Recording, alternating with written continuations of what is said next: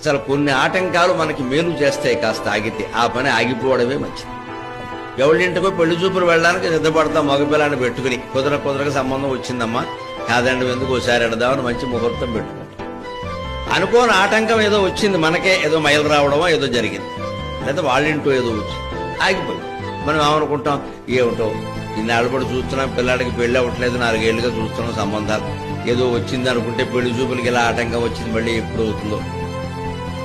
తర్వాత కొన్ని రోజులు గడిచిపోయిన తర్వాత ఆ పిల్ల గురించి అనుకోని మాట ఏదైనా తెలిసింది అనుకోండి, మనం ఏమనుకుంటాం, అమ్మయ్య బతికి బయటపడ్డావరా, అందుకే వచ్చింది ఆటంకం. పెళ్లి చూపులకు వెళ్ళి ఉంటే చేసుకోక తప్పేది కాదు, పిల్ల అందంగా ఉందంటే మనవాడు మోజుపడేవాడు, అయిపోయేది పని చేసుకుని ఉంటే. ఆ పిల్ల ఎలా చేసిందిట అని తెలిసింది అనుకో, కొంపలు అంటుకుపోతాయి. అంచేత పెళ్లి చూపులు రద్దవడమే మంచిదైంది. భగవంతుణ్ణి నమ్ముకున్న వాడికి అపకారం జరగదండి, అది లెక్క.